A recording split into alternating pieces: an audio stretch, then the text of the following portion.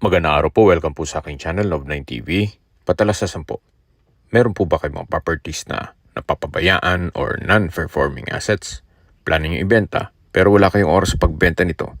Kung ito'y pagkakatiwala nyo po sa amin, tawag lang po kayo sa aking numero. Usap po tayo, gawin ko po ng video for free. Yes, libre po, wala po kayong babayaran. Tutulungan po namin kayong mabenta ang inyong property. Kami na po pala sa marketing, sa boosting or paid ads, even sa tripping. Hindi na po kayo mapapagod sa pag-entertain ng mga buyers. Kami na po pala sa lahat. Tawag lang po kayo.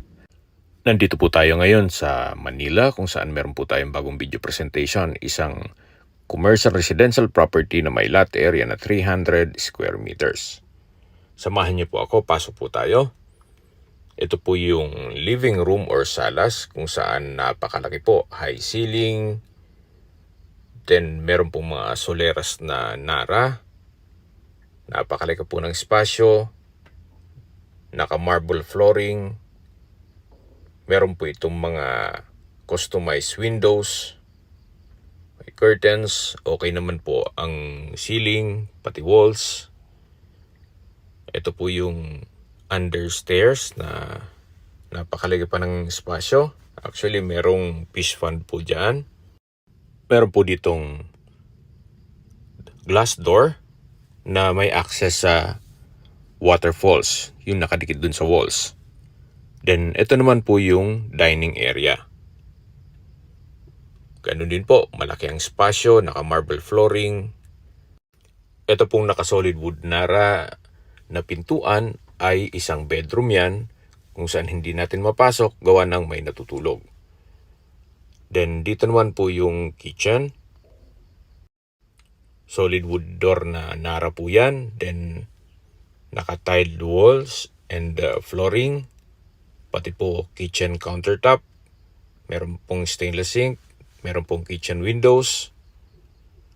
At meron pong kitchen cabinets. Mula po dito sa kitchen, balik po tayo ulit dito sa dining area. Meron pong service area naman dito sa side na to, or laundry area. Malaki din po ang espasyo hanggang dun sa dulo po yan. At mapapansin nyo po, itong structure ay maayos pa. May mga pebbles pa yan. Then, balik po ulit tayo dito sa loob. Ito po ulit yung dining area. At ito naman po yung tinutukoy ko sa inyo kanina na sliding glass doors with the screen. Yan po ay meron pong waterfalls. Balik po ulit tayo dito sa loob para check natin ibang parte ng bahay. Yan po ulit yung living room. Then ito po yung hagdan papunta sa taas. Ganun din po. Solid wood nara ang handrail at railing. Even itong staircase. Napakaganda po. Pasensya na po kayo kung medyo may kalat, gawa ng biglaan po yung pag-video shoot namin. Dito po, meron pong isang bedroom dito sa side na to, na napakalaki din po. Then katabi niya, another bedroom. So all in all is mga 5 bedrooms po ito. Ito po yung pwedeng ma-present ko sa inyong bedroom na available. Wooden flooring, meron pong customized na window. Meron po siyang sariling toilet and bath. Naka-tiled flooring at wall. Meron pong shower. At dito naman po meron siyang access door papunta dito sa open below.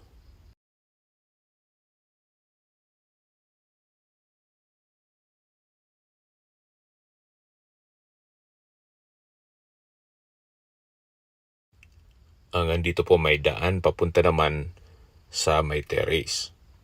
Meron pong mga customized windows dito sa side.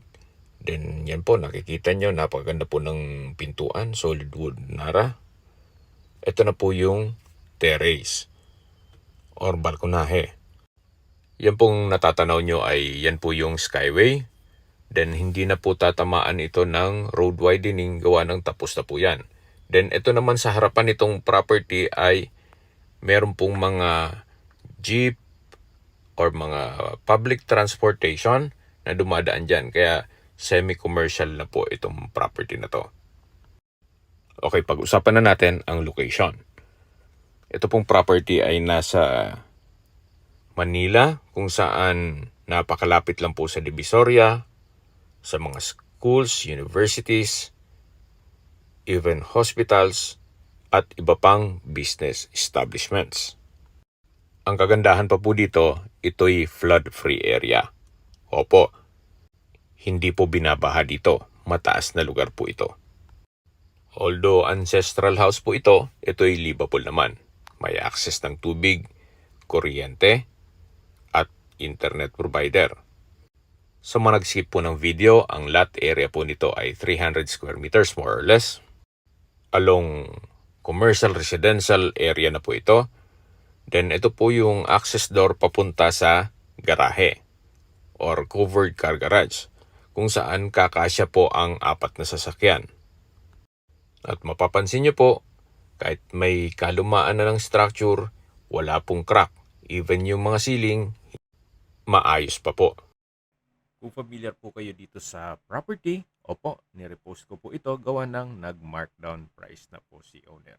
Mula po 28 million pesos, bumaba na po sila ng 25 million pesos net.